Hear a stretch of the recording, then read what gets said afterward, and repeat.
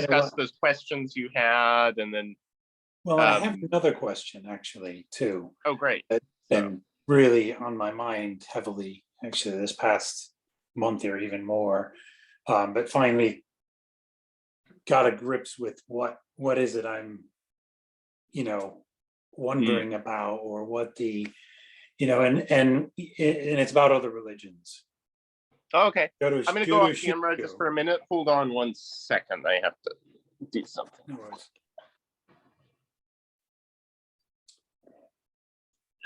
Okay. So sorry about that. No worries. Jodo Shinshu's kind of outlook or approach to, or attitude toward other religions.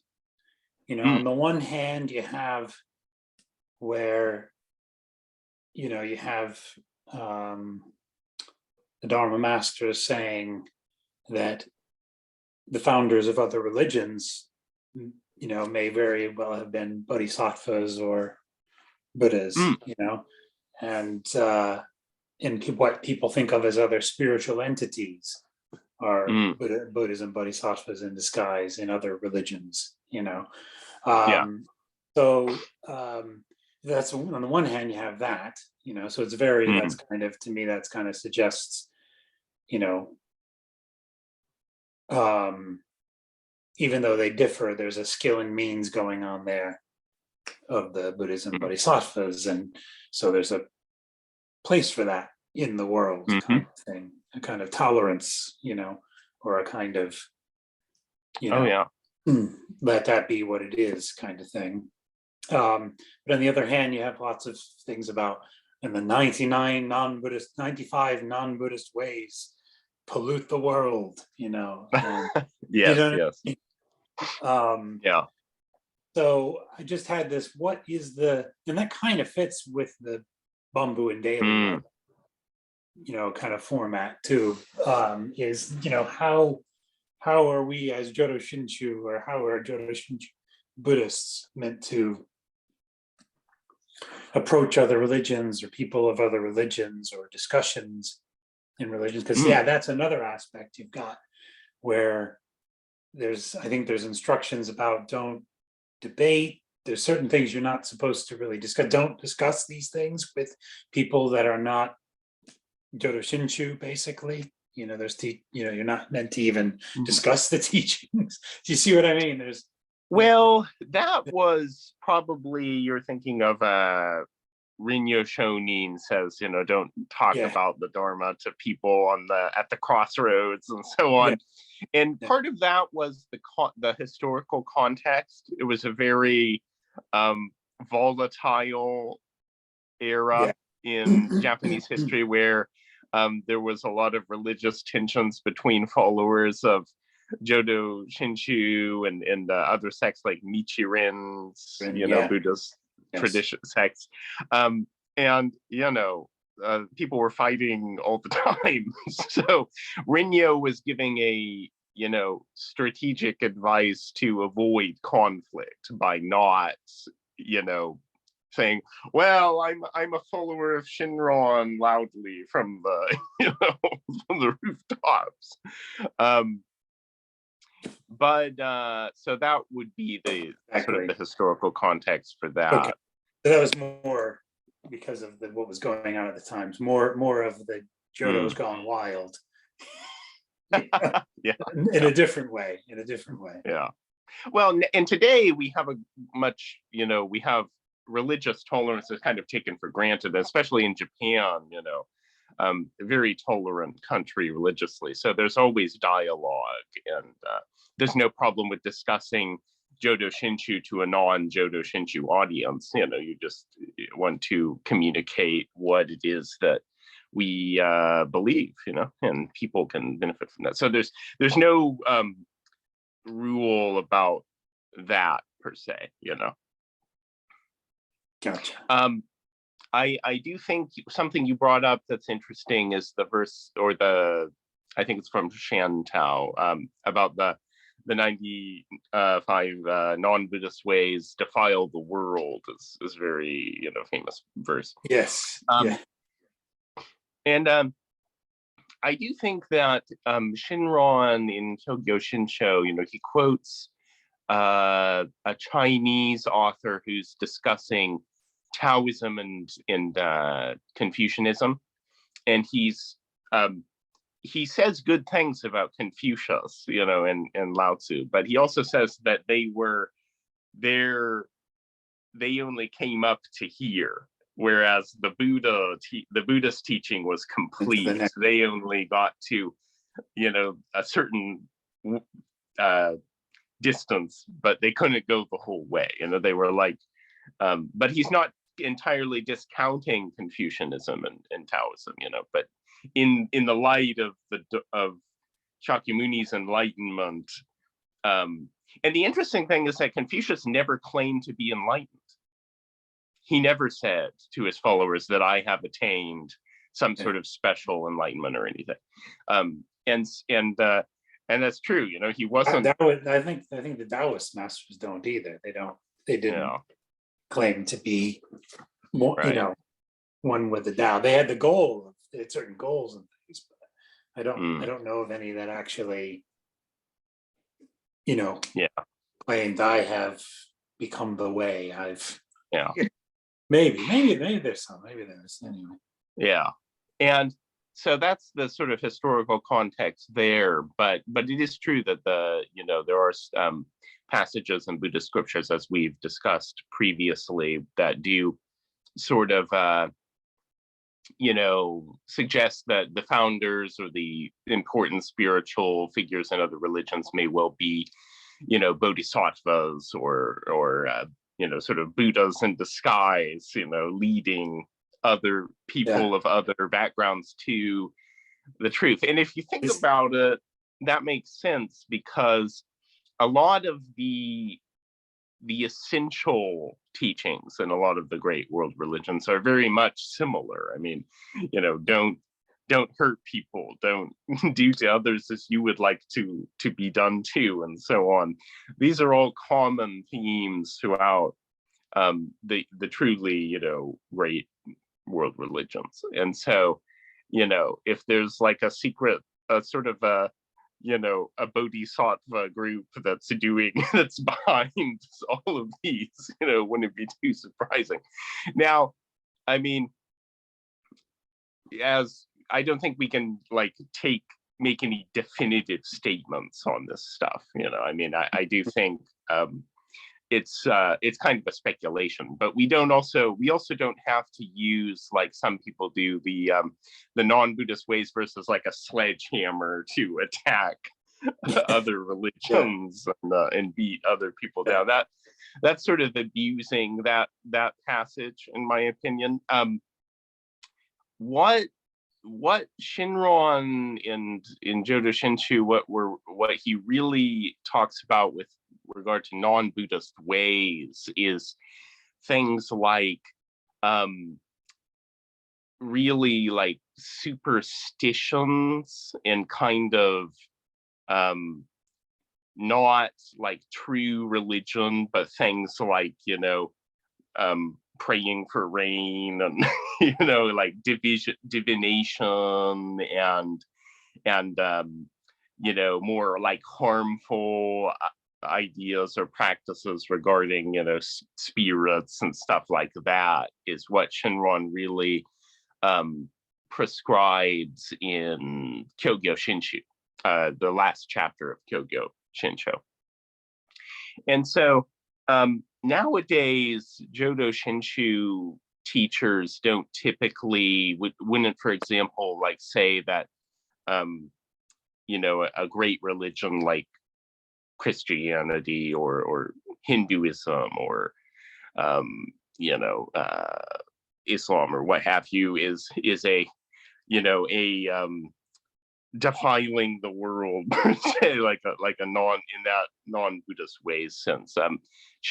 That verse is really talking about non-true religions, like sort of superstitious, kind of religious ideas. So that, I think, is the way that we as people in the 20s. Talismans and Yeah. and Exactly. Yeah. But we shouldn't just brush that verse aside like it doesn't exist. It is certainly a verse. I think it's more intended as a caution for Buddhists than it is intended as something for Buddhists to use as a weapon to attack other religions. So that would be a good example of how you have the Dharma and what it says, and then you have people abusing it and misusing it to create discord and strife rather than harmony and so on. And Buddhists, at their best, I mean, a lot of Buddhist societies have always been tolerant of religions, beginning with Ashoka, the great Indian king, who, if you read his edicts, which are very famous, he inscribed them on pillars. It's like incredible. It's like so enlightened how he talks about all religions being good and having good things that benefit people, and therefore they should all be respected and given benefits and so on. It's like, wow, and this was thousands of years ago, after the Buddha. Yeah. But it's amazing to read Ashoka's edicts and realize, Buddhism informed his views when he converted to Buddhism, he gave up trying to conquer the world and, kind of became a Dharma king, like we were discussing. Definitely, yeah, definitely a Chakravartin of his time and place, definitely. Yeah. Well, anyway, I've been talking a bit. So those are my thoughts on this topic. So, in terms of other religions too, I think that we can always find, I like to think of, I'm not a perennialist with a capital P, but I do think that there is a perspective that traditionalism brings to religion where you do tend to find that it's a bit like a pyramid, where the most superficial understandings of any religion are typically the ones that are at odds with each other. Like, yes. Like the Christian fundamentalists versus Islamic fundamentalists and so on. But as you go up the pyramid toward, ultimate truth, the essential beliefs. You find that people in different religions actually start to like agree on a lot of things, and so that's kind of where we're trying to get, where we should be getting to, is the truth that is transcendent. And of course is perfectly expressed by Shakyamuni in the Pure Land way. So that's very true. I had when my brother-in-law was here, we were having some discussions about some things happening in the world, very contemporary, and we disagreed with how things should be, what we should be doing at the kind of basic level, you know what I mean? I was much more of a non-interference, we shouldn't be involved, etc. And he was more of a, well, we have to because and but when I was discussing where my views kind of came from, he's like, that's very similar to how I view what's going on, kind of on a spiritual level, so when he said, when we get to the spiritual is where we're in very strong agreement, but when it comes down to the implementation of like what we do or don't do, then it differed, our but our thoughts about what was going on underlyingly at a Yeah. much higher level, you Yeah. know, and at a spiritual level was very similar. Right. So Well, that was very interesting. It was very interesting. So it's kind of speaks somewhat to what you were just saying there, because we have very different beliefs, he and I, spiritually speaking. Yeah, and but even a great, but at that high, higher level, it's yeah. But I also wanted to say I don't think I may have been mistaken about earlier when I said about that. I don't think there's Taoist masters that said their way of expressing them, whether they have attained enlightenment or not, is different than what the Buddhists kind of understanding of that lingo for that. And also my thinking is in Taoism, there isn't necessarily something to attain. Right. It's not a soteriological religion, unlike Buddhism. Exactly. Although so there are aspects of it that kind of have that, can kind of have that, but it's not in the same way. But there is, and also there is a element of it that's there's a kind of eschatology to it as well, like the cycles of things, like kind of like similar to Buddhism, where there are figures that are kind of salvific. It's very similar to the idea of Mappo, where practitioners can't do certain things, and it's very similar. There are strains of it within the I'm not talking about philosophical Buddhism, but like the broader philosophical Taoism, but in the broader Taoist sense, there are these other there are more saviors and so on, beings that break into I mean, that's how most religions tend to develop those similar concepts. Right. Taoism is very old and has like I think it's one of the, probably if not the oldest, one of the oldest actually religions that if you traced it back, it probably is the oldest kind of known religion on the planet.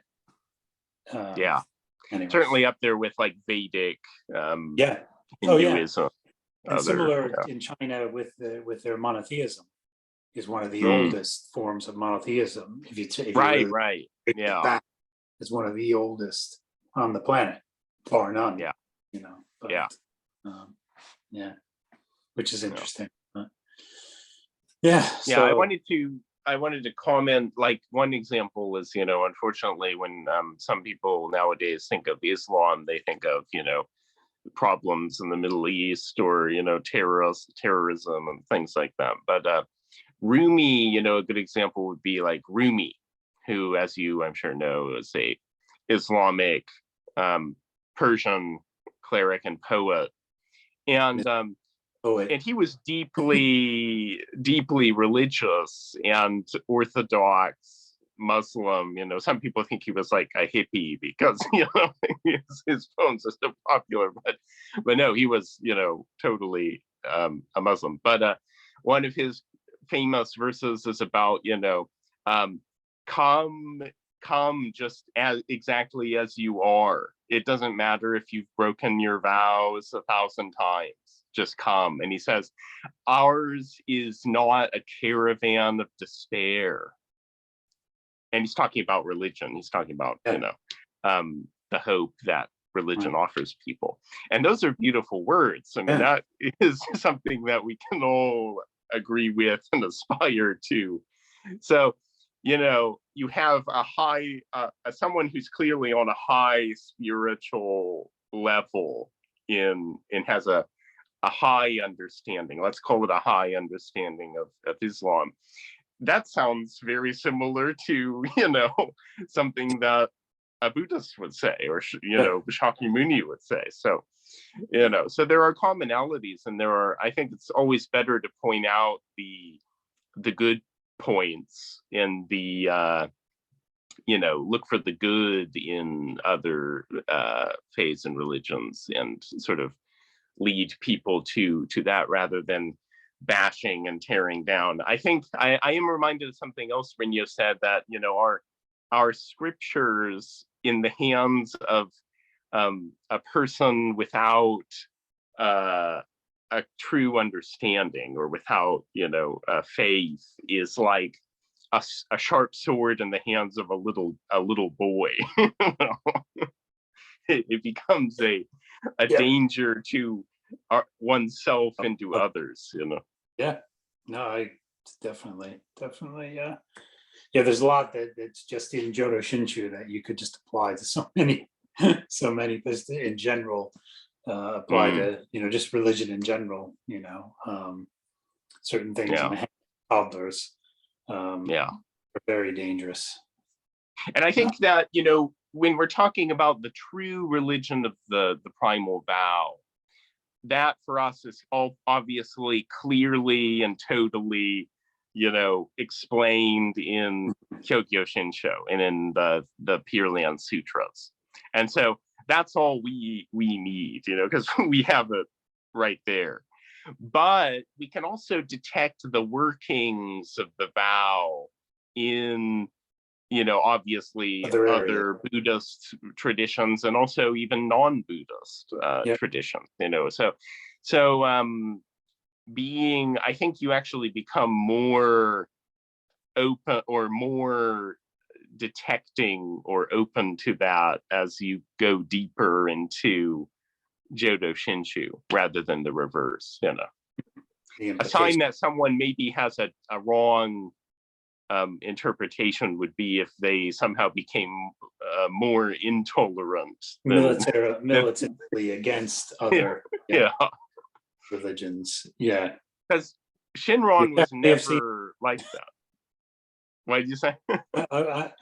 Yes, I definitely have seen that in certain groups and things. Right.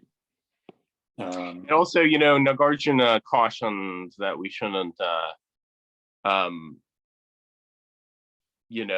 badmouth other other sects and traditions, and he uses the term ho, which means dharmas, other dharmas, and it's not clear if this only means Buddhism, or if it could also include other religious teachings as well.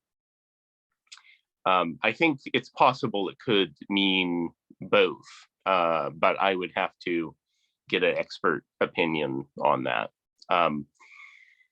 But the point is that we shouldn't be like a certain individual, I believe, posted a lengthy screed bashing our Hongwan-ji tradition and saying it was false and all of this. That would be a good example of slandering another Buddhist denomination. In direct contradiction of the Dharma masters. Right. It exactly says not to do that in the Gobunsho, but somebody's not reading the Gobunsho. And I've done that. I've done similar things, not to that extent. I would say not even close to that extent. But when I was caught up in other, with other sanghas, not knowing any better, I participated in some of those things to some degree. Not like that, though. Not even remotely. I've always been pretty moderate in my sort of approach to things. It's one of those. It's just in a Buddhist sense, in a general Buddhist sense, with other religions, you can kind of see the three basic Buddhist. So there's with Buddhism, there's the meditation, morality, wisdom. And you can kind of see that in other religions too, and they each affect each other. Each supports the other. Do you know what I mean? And there's kind of a goal in the three. in a general way, you can see those three things in other religions. Their prayer and Yeah, meditation, it's a good point. their moral teaching, and their wisdom. Mm-hmm. The more wisdom, the more higher, Mm. states of God consciousness, or whatever you want to, Right. however their religion expresses that. You can see there's you can see those three areas. Right. You see what I mean in other, and they work, and they work in a similar way, which is anyway. Well, and last time I met with Kobai Sensei, he used a very interesting phrase, Tariki Poi Shukyo, which means other power-like religions. And this is referring to religions other than Jodo Shinshu, which have nevertheless a sort of other power-like aspect. And as an example, he specifically said that some Zen schools or Zen traditions have a kind of aspect of, abandoning the self and reliance on, the Dharma, or reliance on the working, the working of they're Dharma. Sort of inheritors in a way. They're inheritors of the Tao. They're kind of the Buddhist. They're like the closest thing that Buddhism has to Taoism. I would say the Chan Buddhists and the Zen Buddhists, right, especially the Zen Buddhists. They're very Taoist. Very well. There was probably a lot of influence from Taoism in the development of Zen Buddhism. But and even in Taoism, you can see, because it's the whole idea of Taoism is you're received by the Tao. You're not, there's nothing to strive for. There's nothing to just let the Tao,